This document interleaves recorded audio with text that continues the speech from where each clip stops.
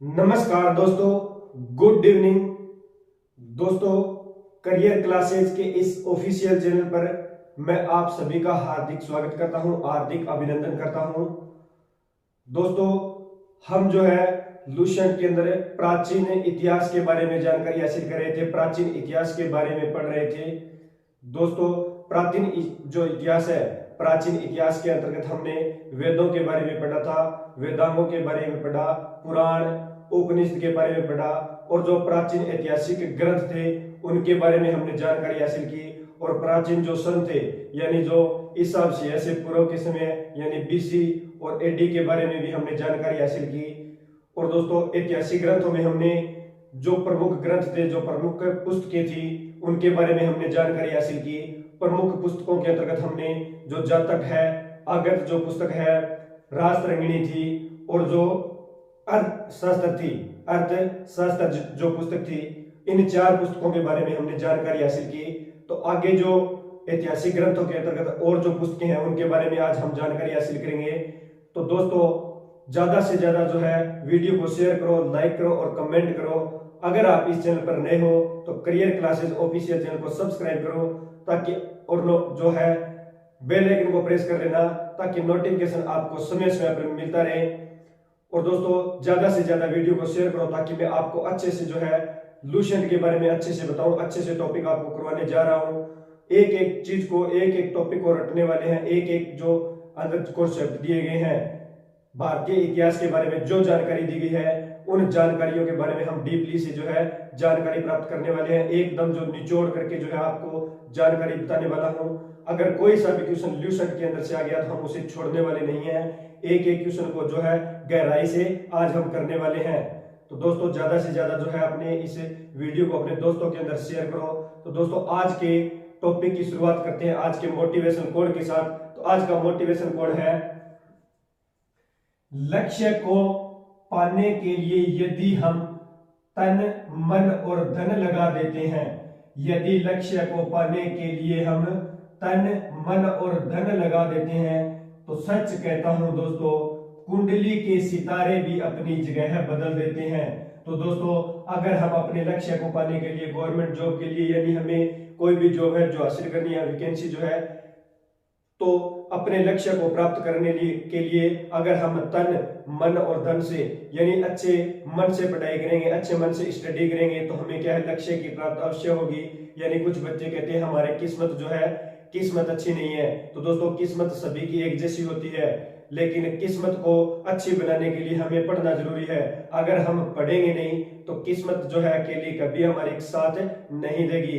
लगभग जो है हमें 90% जो सिलेबस क्लियर करना होता है, उसके बाद जो है 10% जो है किस्मत हमारी काम करती है। अगर हम पढ़ेंगे नहीं तो किस्मत जो है हमारी कभी साथ नहीं देगी। तो दोस्तों, ये है आज का मोटिवेशन कोड। तो अब जो है शुरू करते हैं आज का जो टॉपिक है, ऐतिहासिक ग्रंथ। और ऐतिहासिक ग्रंथ के अंतर्गत हमने जो प्रमुख पुस्तकें थी उनमें से 4 पुस्तकों के बारे में हमने जानकारी हासिल की है। कौन कौन सी थी? तो एक थी आगत, जातक, राजतरंगिणी और अर्थशास्त्र। इन 4 पुस्तकों के बारे में हमने जानकारी हासिल की थी। और आज की जो नेक्स्ट पुस्तक है वो है चचनामा। तो आज की नेक्स्ट है चचनामा। और बात करें दोस्तों चचनामा के बारे में, तो दोस्तों जो चचनामा पुस्तक है, चचनामा पुस्तक है, इसके रचनाकार अगर आपसे पूछे चचनामा के रचनाकार कौन थे तो अली अहमद रचनाकार थे इसके, अली अहमद ये चचनामा के रचनाकार थे। चचनामा के रचनाकार कौन थे तो अली अहमद चचनामा के रचनाकार थे। और दोस्तों, जो चचनामा पुस्तक है इसके अंदर किसकी जानकारी दी गई है, चचनामा किस पे आधारित है, तो ध्यान में रखना है कि इसके अंदर भारत में अरबों के आक्रमण एवं भारत के अंदर अरबों के आक्रमण की जानकारी दी गई है। और सिंध पर जो विजय प्राप्त की थी, सिंध पर विजय प्राप्त की, तो अरबों के आक्रमण की जो जानकारी है ये किस पुस्तक से मिलती है, किस ग्रंथ से मिलती है, तो ध्यान में रखना है अरबों के आक्रमण की जानकारी,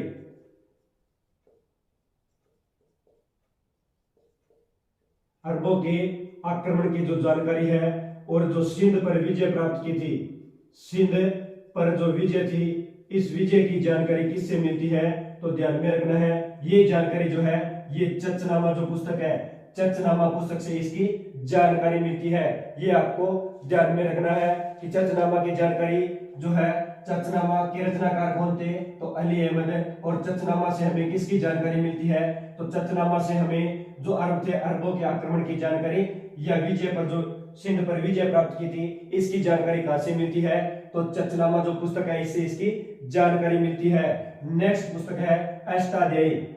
नेक्स्ट कौन सी है, अष्टाध्यायी।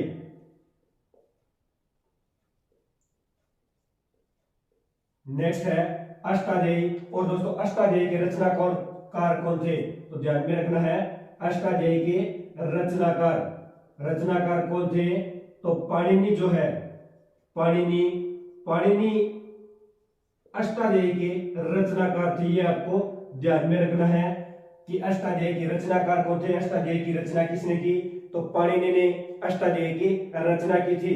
और दोस्तों बात करें तो जो अष्टाध्यायी है ये संस्कृत व्याकरण की फर्स्ट बुक है। संस्कृत व्याकरण की प्रथम पुस्तक कौन सी है, तो ध्यान में रखना है अष्टाध्यायी जो है संस्कृत व्याकरण की फर्स्ट अगर बुक पूछे, फर्स्ट पुस्तक पूछे तो कौन सी है, संस्कृत व्याकरण की फर्स्ट पुस्तक है अष्टाध्यायी जो है, ये संस्कृत व्याकरण की प्रथम पुस्तक है। ये आपको ध्यान में रखना है। और दोस्तों इस पुस्तक के अंदर मौर्य काल की जो है, मौर्य काल से पहले की जानकारी अगर पूछे किस में मिलती है, तो अष्टाध्यायी के अंदर मौर्य काल से पहले की जानकारी, मौर्य काल से पहले की जो जानकारी है ये किस पुस्तक से मिलती है, ये अष्टाध्यायी से मिलती है। ये आपको ध्यान में रखना है, मौर्य काल से पहले की जानकारी अष्टाध्यायी पुस्तक से मिलती है। ये आपको ध्यान में रखना है। नेक्स्ट बुक की बात करें तो नेक्स्ट है गार्गी संहिता। नेक्स्ट बुक कौन सी है, गार्गी संहिता। दोस्तों आपको समझ में आ रहा होगा, अगर आपको समझ में आ रहा है तो दोस्तों वीडियो को लाइक करो और कमेंट करके बताओ कि आपको ये वीडियो कैसी लग रही है। अगर अच्छी लग रही है तो ज्यादा से ज्यादा इस वीडियो को अपने दोस्तों के अंदर शेयर करो। नेक्स्ट बुक के बारे में पढ़ते हैं तो नेक्स्ट कौन सी है, गार्गी संहिता। गार्गी संहिता ये नेक्स्ट है। और बात करें गार्गी संहिता पुस्तक के बारे में तो दोस्तों गार्गी संहिता ये एक ज्योतिष ग्रंथ है। गार्गी संहिता क्या है, तो ध्यान में रखना है ये एक ज्योतिष ग्रंथ है, ज्योतिष ग्रंथ है। ये आपको ध्यान में रखना है, गार्गी संहिता एक ज्योतिष ग्रंथ है। और दोस्तों गार्गी संहिता के रचनाकार कौन थे, गार्गी संहिता के रचनाकार कौन थे, तो कात्यायन। रचनाकार अगर पूछे गार्गी संहिता के रचनाकार कौन थे, इसके रचनाकार थे दोस्तों कात्यायन। कात्यायन जो है ये इसके रचनाकार थे। ये आपको ध्यान में रखना है। और दोस्तों गार्गी संहिता जो ग्रंथ है इससे हमें किसकी जानकारी मिलती है, तो गार्गी संहिता जो ग्रंथ है इससे हमें यवनों के आक्रमण की जानकारी मिलती है। गार्गी संहिता से हमें किसकी जानकारी मिलती है, तो ध्यान में रखना है यवनों के आक्रमण की। यवनों के जो आक्रमण है, आक्रमण की जानकारी किससे मिलती है, तो ये गार्गी संहिता से जानकारी मिलती है। नेक्स्ट पुस्तक कौन सी है, तो नेक्स्ट है दोस्तों महाभाष्य। नेक्स्ट कौन सा है, नेक्स्ट पुस्तक है महाभाष्य। और महाभाष्य के अगर रचनाकार आपसे पूछे रचनाकार कौन थे, तो दोस्तों महाभाष्य के रचनाकार थे पतंजलि। कौन थे रचनाकार है, तो पतंजलि जो है ये महाभाष्य के रचनाकार थे। ये आपको ध्यान में रखना है, पतंजलि ये महाभाष्य के रचनाकार थे। और दोस्तों बात करें पुष्य जो मित्र शुभ थे, पतंजलि जो है ये किसके शासनकाल के थे, तो पतंजलि पुष्य मित्र शुभ के शासनकाल के जो है रचनाकार थे। पुष्य मित्र जो शुभ है, पुष्य मित्र शुभ के शासनकाल के रचनाकार थे। ये आपको ध्यान में रखना है। अगर आपसे पूछे कि पतंजलि जो है, पतंजलि ये किसके शासनकाल के रचनाकार थे? तो पुष्यमित्र शुंग के शासनकाल के रचनाकार थे।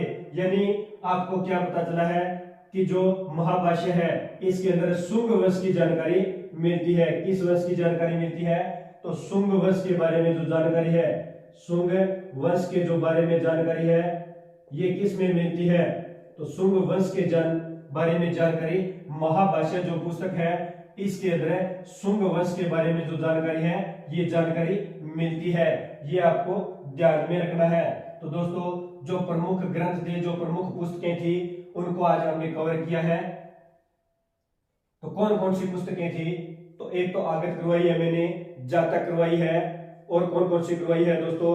चर्चनामा मैंने करवाया है, और राजतरंगिणी करवाई है, अर्थशास्त्र मैंने करवाई है, गार्गी संहिता होगी, महाभाष्य हो गया, और दोस्तों अष्टाध्यायी होगी। तो ये जो प्रमुख पुस्तकें थी या प्रमुख जो ग्रंथ थे उनके बारे में हमने जानकारी हासिल की है। तो ये सभी जो पुस्तकें मैंने आपको कराई है ये ध्यान में रखना है। बहुत बार जो है पेपरों के अंदर, एग्जाम के अंदर पूछा जाता है, महाभाष्य पुस्तक के बारे में बहुत बार पूछा गया है, ध्यान में रखना है। और गार्गी संहिता यानी इसके बारे में पूछा गया है कि गार्गी संहिता जो ज्योतिष ग्रंथ है इसके रचनाकार कौन है? तो ध्यान में रखना है कात्यायन इसके रचनाकार है। और इसकी अंदर किसकी जानकारी मिलती है? तो यवनों के आक्रमण की जानकारी जो है ये गार्गी संहिता ग्रंथ के अंदर मिलती है। ये आपको ध्यान में रखना है।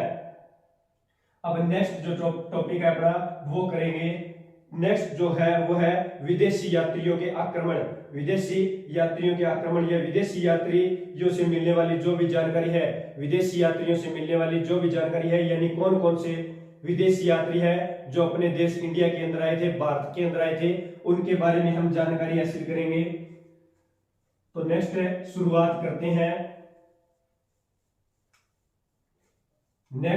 शुरुआत करते हैं विदेशी यात्रियों से मिलने वाली जानकारी। विदेशी यात्रियों से मिलने वाली जो जानकारी है,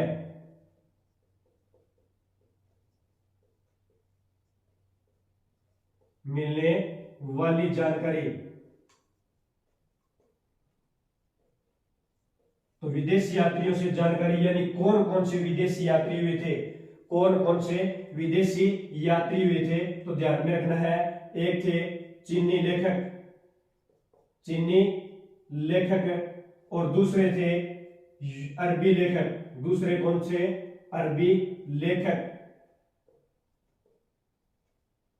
दूसरे थे अरबी लेखक और तीसरे थे दोस्तों यूनानी या रोमन लेखक।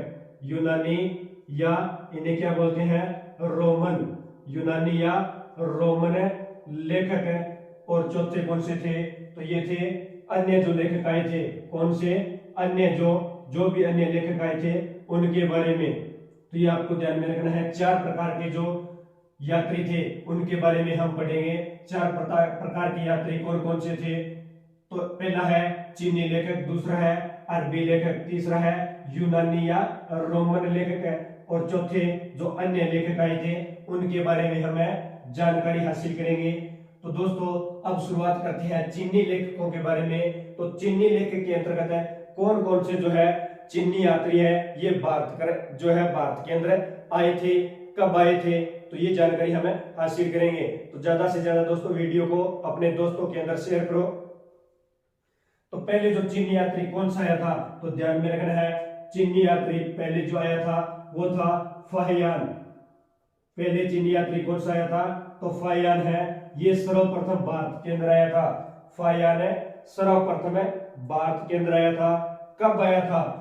तो 402 ईस्वी के अंदर। 402 ईस्वी के अंदर फाहियान है ये भारत के अंदर आया था। या तो 402 या 5वीं ईस्वी के अंदर, 5वीं ईस्वी या 402 ईस्वी, ये आपको ध्यान में रखना है। फाहियान कब आया था? 402 ईस्वी में या 5वीं ईस्वी के अंदर भारत आए थे। और फाहियान, तो फाहियान का बचपन का नाम भी पूछा जाता है। तो फाहियान का बचपन का नाम क्या है?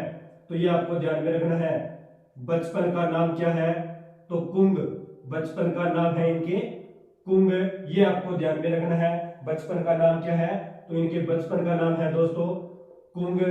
और फाहियान जो है, फाहियान है ये चंद्रगुप्त थे, चंद्रगुप्त द्वितीय या चंद्रगुप्त विक्रमादित्य के समय चंद्रगुप्त जो द्वितीय थे, ध्यान में रखना है, किसके दरबार में आए थे? तो चंद्रगुप्त द्वितीय, या इन्हें क्या बोलते हैं? चंद्रगुप्त विक्रमादित्य। विक्रमादित्य जो थे इनके दरबार में आए थे चंद्रगुप्त द्वितीय, या इन्हें विक्रमादित्य के नाम से भी जाना जाता है, चंद्रगुप्त द्वितीय को। तो इनके दरबार के अंदर फायान आए थे। कब आए थे? 402 ईस्वी के अंदर ये आए थे। और दोस्तों फायान ने जो मध्य प्रदेश है, मध्य प्रदेश की क्या की थी? यात्रा की थी। मध्य प्रदेश जो राज्य है, मध्य प्रदेश राज्य की यात्रा की थी। और यहाँ की जनता को, मध्य प्रदेश की जनता को इन्होंने क्या बताया था? सुखी। मध्य प्रदेश की जनता को इन्होंने क्या बताया था? तो मध्य प्रदेश की जनता को इन्होंने सुखी बताया था, समृद्धि बताया था, सुखी बताया था। और क्या बताया था? तो यहाँ की जनता क्या है? सुखी एवं समृद्ध है। ये जो जानकारी है ये किसने दी थी? फायान ने दी थी। और दोस्तों फायान जो है ये चीनी निवासी था, ये आपको ध्यान में रखना है। ये कहां से आया था? ये चीनी यात्री था, ये आपको ध्यान में रखना है। और जो फायान है ये बौद्ध धर्म का अनुयायी था। फायान है जो बौद्ध धर्म है, बौद्ध धर्म का क्या था? अनुयायी था, ये आपको ध्यान में रखना है। फायान किस धर्म का अनुयायी था? तो फायान दोस्तों बौद्ध धर्म का अनुयायी था। यानी सर्वप्रथम चीनी यात्री के अंतर्गत है फायान 402 ईस्वी या 5वीं सदी या 5वीं ईस्वी के अंदर भारत में आए थे। फायान का बचपन का नाम पूछे तो कुंबिन के बचपन का नाम है।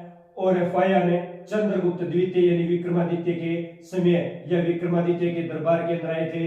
इन्होंने मध्य प्रदेश की यात्रा की थी और मध्य प्रदेश की जनता को इन्होंने सुखी एवं समृद्धि बताया था। और ये बौद्ध धर्म के अनुयायी थे। किस धर्म के अनुयायी थे? तो बौद्ध धर्म के दोस्तों ये अनुयायी थे, ये आपको ध्यान में रखना है। और दोस्तों जो फायान है ये 12 वर्षों तक, कितने वर्षों तक है? 12 वर्षों तक भारत के अंदर रहे थे। 12 वर्षों तक जो है भारत में रहे थे, ये आपको ध्यान में रखना है कि फायान जो है ये कितने वर्षों तक है भारत के अंदर रहे थे? तो 12 वर्षों तक है भारत के अंदर रहे थे, ये आपको ध्यान में रखना है।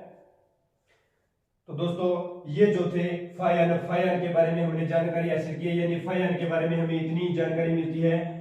इनमें से जो है ज्यादातर क्वेश्चन पूछे जाते हैं। ज्यादातर क्वेश्चन आया है कि फायान किसके दरबार में आया था? ये क्वेश्चन बहुत बार पूछा गया है, तो हमें ध्यान में रखना है चंद्रगुप्त द्वितीय या विक्रमादित्य के दरबार में आया था। और जो फायान है ये कौन सा यात्री था? तो ध्यान में रखना है एक चीनी यात्री था, ये आपको ध्यान में रखना है। और किस धर्म का अनुयायी था? तो बौद्ध धर्म का अनुयायी था, ये भी आपको ध्यान में रखना है। तो स्क्रीनशॉट ले लो दोस्तों एक बार।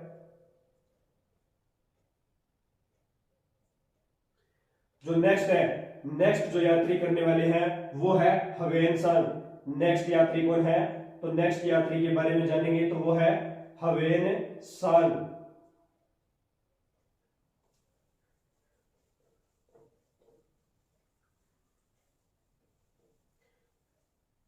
तो पहले जो यात्री आया था वो कौन सा था? फायान के बारे में हमने पढ़ लिया है। और दूसरा यात्री कौन है? दूसरा चीनी यात्री है दोस्तों हवेनसांग। तो अब हम हवेनसांग के बारे में पढ़ेंगे। हवेनसांग, तो दोस्तों हवेनसांग कब भारत आया था? तो ध्यान में रखना है 629 ईस्वी, 629 ईस्वी में भारत आया था।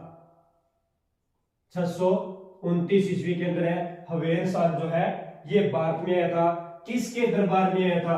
तो दोस्तों ये हर्षवर्धन के दरबार में आया था। हर्षवर्धन के दरबार में आया था, ये आपको ध्यान में रखना है। किसके दरबार में आया था हवेनसांग? तो हर्षवर्धन के दरबार में आया था। और दोस्तों जो हवेनसांग ने जो शिक्षा ग्रहण काव्य की थी, तो भारत के अंदर आने के बाद इन्होंने जो शिक्षा ग्रहण की थी, तो शिक्षा ग्रहण जो नालंदा विश्वविद्यालय है, कौन सा विश्वविद्यालय दोस्तों? नालंदा। और आपको पता होगा कि नालंदा जो विश्वविद्यालय है ये कहां पर है। नालंदा विश्वविद्यालय ये कहां पर है। तो दोस्तों नालंदा जो विश्वविद्यालय है ये भारत के बिहार राज्य के अंदर है। भारत के बिहार राज्य के अंदर है नालंदा विश्वविद्यालय। और नालंदा विश्वविद्यालय का निर्माणकर्ता यानी निर्माण किसने करवाया था नालंदा विश्वविद्यालय का, तो ये ध्यान में रखना है कुमारगुप्त प्रथम ने। कुमारगुप्त प्रथम ने। निर्माणकर्ता कौन थे, तो दोस्तों जो कुमारगुप्त है, कुमारगुप्त प्रथम, कुमारगुप्त जो फर्स्ट है, इन्होंने नालंदा जो विश्वविद्यालय है, नालंदा विश्वविद्यालय की स्थापना किसने की थी, तो कुमारगुप्त प्रथम ने नालंदा विश्वविद्यालय की स्थापना की थी। ये आपको ध्यान में रखना है। ह्वेनसांग कब आया था, तो 629 ईस्वी के अंदर भारत आया था। और किसके शासनकाल में आया था, तो हर्षवर्धन के शासनकाल के अंदर ह्वेनसांग जो है ये भारत के अंदर आया था। ह्वेनसांग और इन्होंने जो शिक्षा ग्रहण की थी नालंदा विश्वविद्यालय से शिक्षा ग्रहण की थी। नालंदा विश्वविद्यालय बिहार के अंदर है। और नालंदा विश्वविद्यालय की जो स्थापना है या इसका निर्माण ये कुमारगुप्त प्रथम ने इसका निर्माण करवाया था। ये ध्यान में रखना है। और दोस्तों ह्वेनसांग की एक प्रसिद्ध पुस्तक भी पूछी जाती है। प्रसिद्ध तो पुस्तक कौन सी है प्रसिद्ध, ये ध्यान में रखना है। प्रसिद्ध पुस्तक कौन सी है, तो दोस्तों इनकी जो प्रसिद्ध पुस्तक है यानी सीयू की जो है, सीयू की, ये ह्वेनसांग की प्रसिद्ध पुस्तक है। ये आपको ध्यान में रखना है। ह्वेनसांग की प्रसिद्ध पुस्तक कौन सी है, तो सीयू की ह्वेनसांग की प्रसिद्ध पुस्तक है। और दोस्तों ह्वेनसांग को यात्रियों का राजकुमार कहा जाता है। तो ध्यान में रखना है कि किस चीनी यात्री को यात्रियों का राजकुमार कहा जाता है। किस चीनी यात्री को यात्रियों का राजकुमार कहा जाता है, तो ध्यान में रखना है ह्वेनसांग को यात्रियों का राजकुमार कहा जाता है। ये आपको ध्यान में रखना है। या प्रिंस ऑफ, जो इन्हें भी जाना जाता है, यात्रियों के राजकुमार के रूप में इन्हें जाना जाता है। ये आपको ध्यान में रखना है। ये क्वेश्चन कई बार पूछा गया है कि कौन से चीनी यात्रियों को, कौन से चीनी यात्री है जिन्हें यात्रियों का राजकुमार कहा जाता है, तो ह्वेनसांग को चीनी यात्री जो है ह्वेनसांग इन्हें यात्रियों का राजकुमार कहा जाता है। तो ये इतनी जानकारी जो है ये ह्वेनसांग के बारे में आपको मिलती है। और नेक्स्ट जो दो यात्री थे, दो यात्री और आए थे जिनके बारे में ज्यादा जानकारी तो नहीं मिलती और न ही ज्यादा जो है एग्जाम्स के अंदर पूछा जाता है, लेकिन उन यात्रियों के आप नाम आपको ध्यान में रखना है कि दो यात्री और कौन से थे जो भारत के अंदर आए थे। तो तीसरा जो यात्री आया था उसका नाम क्या है, संयुगन। ये भी चीनी यात्री था, ये भारत के अंदर आया था। और एक और यात्री है उसका नाम क्या है, तो इत्सिंग, ये भी चीनी यात्री था और ये भी भारत के अंदर आया था। इत्सिंग और संयुगन ये दोनों जो है ये चीनी यात्री थे, ये भी भारत के अंदर आए थे। ये आपको ध्यान में रखना है। और ह्वेनसांग 629 ईस्वी में भारत में आया था, हर्षवर्धन के शासनकाल के अंदर आया था। और इन्होंने जो शिक्षा ग्रहण है ये नालंदा विश्वविद्यालय जो बिहार के अंदर है यहाँ से शिक्षा ग्रहण की थी। और नालंदा जो विश्वविद्यालय है इसका निर्माण कुमारगुप्त प्रथम ने करवाया था। और इसकी प्रसिद्ध जो पुस्तक है प्रसिद्ध सीयू की, ह्वेनसांग की प्रसिद्ध पुस्तक है सीयू की। और ह्वेनसांग को यात्रियों का राजकुमार कहा जाता है। तो ये इतनी जानकारी जो है ह्वेनसांग के बारे में आपको ध्यान में रखनी है। और दोस्तों दो यात्री और आए थे, एक था संयुगन और इत्सिंग जो है इनके बारे में पूछा कभी नहीं जाता, आज तक तो जो है कभी पूछा नहीं गया है। ये जो मैंने करवाए हैं फाइयान और ह्वेनसांग, इन दो चीनी यात्रियों के बारे में बहुत ज्यादा बार क्वेश्चन है, ये एग्जाम के अंदर पूछा गया है। और दोस्तों अब बात करते हैं चीनी यात्री जो थे, ये चार प्रकार जो है, चार चीनी यात्री जो है इंपॉर्टेंट थे जो भारत के अंदर आए थे। अब बात करते हैं नेक्स्ट अरबी यात्रियों के बारे में। नेक्स्ट बात करते हैं अरबी यात्रियों के बारे में। तो कौन से अरबी यात्री थे जो भारत के अंदर आए थे, कौन से अरबी लेखक थे, कौन से अरबी यात्री थे, तो नेक्स्ट है अरबी यात्री या अरबी लेखक। तो कौन से जो अरबी यात्री थे, तो पहला जो अरबी यात्री है ये था अल ब्रूनी। अल ब्रूनी जो है ये भारत के अंदर आया था, अरबी यात्री था अल ब्रूनी, ये भारत के अंदर आया था।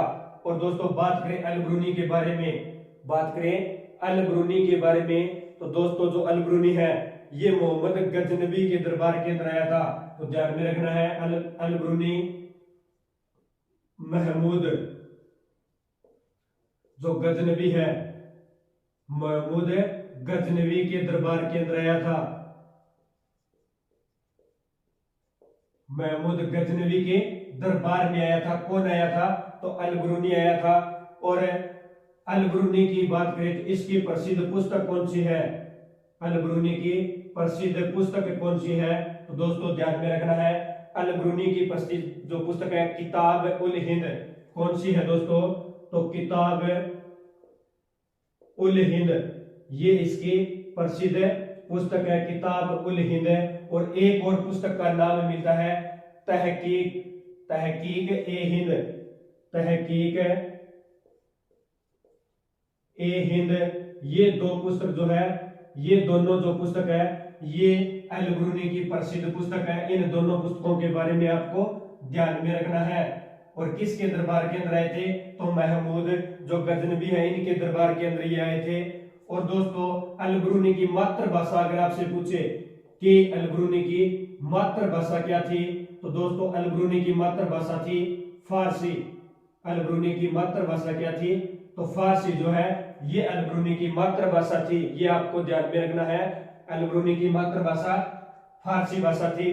और दोस्तों अल ब्रूनी यानी ये कब आया था, भारत की यात्रा इन्होंने कब की थी, तो दोस्तों इन्होंने लगभग 1017 से लेकर 1020 ईस्वी से 1017 से 1020 ईस्वी के मध्य भारत एवं श्रीलंका की यात्रा की थी। भारत एवं जो श्रीलंका है, श्रीलंका की यात्रा की थी। ये आपको ध्यान में रखना है कि जो अल ब्रूनी है, अल ब्रूनी ने भारत की यात्रा कब की थी, तो अल ब्रूनी ने 1017 से 1020 के मध्य भारत एवं श्रीलंका इन दो देशों के मध्य जो है यात्रा की थी। कब की थी, 1017 से 1020 ईस्वी के मध्य जो है यात्रा की थी। अल ब्रूनी ये एक अरबी लेखक या अरबी यात्री है, मोहम्मद गजनबी के दरबार के अंदर आया था। प्रसिद्ध पुस्तक है किताब उल हिंद या तहकीक ए हिंद। और इसकी मातृभाषा पूछे तो फारसी इनकी मातृभाषा है। और भारत एवं श्रीलंका यहाँ पर 1017 से 1020 ईस्वी के मध्य जो है अल ब्रूनी ये आया था। दोस्तों जो प्रमुख चीनी यात्रियों के बारे में हम पढ़ चुके हैं, अरबी यात्री के बारे में यानी जो फर्स्ट अरबी यात्री था अल ब्रूनी, इनके बारे में हमने जो है इतनी जानकारी आपको मिलती है। और ये जानकारी मैंने आपको बताई है। इनमें से जो क्वेश्चन पूछे जाते हैं कि अल ब्रूनी किसके दरबार के अंदर आया था या इसकी प्रसिद्ध पुस्तक कौन सी है, ये दो प्रकार के जो क्वेश्चन है ये परीक्षाओं के अंदर बहुत बार पूछे गए हैं, तो ये आपको ध्यान में रखना है। तो दोस्तों ल्यूसेंट का एक एक टॉपिक मैं आपको रटवाने वाला हूँ। ज्यादा से ज्यादा दोस्तों वीडियो को शेयर किया करो और कमेंट करके बताया करो कि आपको वीडियो कैसी लगी। और दोस्तों ज्यादा से ज्यादा जो है चैनल को सब्सक्राइब जो है किया करो और लाइक भी किया करो, बेल आइकन को प्रेस कर लेना। और ताकि नोटिफिकेशन जो है जो नेक्स्ट जो अपनी क्लास आती है उसका नोटिफिकेशन भी आपको समय समय पर मिलता रहे, इसलिए आपको क्या है बेल आइकन को भी प्रेस करना है। तो दोस्तों ये थे अल ब्रूनी जो अरबी यात्री थे। और अब जो नेक्स्ट अरबी यात्री है उनके बारे में हम पढ़ेंगे। तो नेक्स्ट अरबी यात्री कौन थे, नेक्स्ट अरबी यात्री कौन थे, तो नेक्स्ट अरबी यात्री थे दोस्तों इब्न बतूता। कौन से, इब्न बतूता। इब्न बतूता जो है ये नेक्स्ट अरबी यात्री थी, ये आपको ध्यान में रखना है। और दोस्तों इब्न बतूता ये मोहम्मद बिन तुगलक के समय, मोहम्मद बिन जो तुगलक थे, मोहम्मद बिन तुगलक के समय भारत के अंदर आए थे। मोहम्मद बिन तुगलक के समय भारत के अंदर आए थे, भारत के अंदर आए थे मोहम्मद बिन तुगलक। तो इसकी एक ट्रिक है MBT, मोहम्मद बिन तुगलक, मोहम्मद बिन तुगलक MBT। तो मोहम्मद बिन तुगलक के समय कहां पे आए थे, भारत के अंदर आए थे। कौन आए थे, इब्न बतूता आए थे, ये आपको ध्यान में रखना है। अगर दोस्तों इनकी प्रसिद्ध पुस्तक पूछे कि इब्न बतूता की प्रसिद्ध पुस्तक कौन सी है, तो ध्यान में रखना है रिहला। रिहला ये इसकी प्रसिद्ध पुस्तक है। कौन सी है दोस्तों? रिहला। रिहला जो पुस्तक है ये इब्न बतूता की प्रसिद्ध पुस्तक है। और दोस्तों बात करें इब्न बतूता के वास्तविक नाम की, पूछा जाता है परीक्षाओं में कि इब्न बतूता का वास्तविक नाम क्या था, तो इब्न बतूता का वास्तविक नाम था अब्दुल्ला मुहम्मद बिन तुता। वास्तविक नाम जो है ये कई बार परीक्षाओं के अंदर पूछा गया है। तो वास्तविक नाम है अब्दुल्ला मुहम्मद बिन तुता। अब्दुल्ला मुहम्मद बिन तुता, ये आपको ध्यान में रखना है। अब्दुल्ला मुहम्मद बिन तुता ये जो है इसका वास्तविक नाम है। और दोस्तों बात करें तो परीक्षाओं के अंदर पूछा जाता है कि इब्न बतूता कहाँ का निवासी था या किस क्षेत्र से आया था, तो ध्यान में रखना है मोरक्को। इब्न बतूता कहाँ का निवासी था, तो मोरक्को का निवासी था, ये आपको ध्यान में रखना है।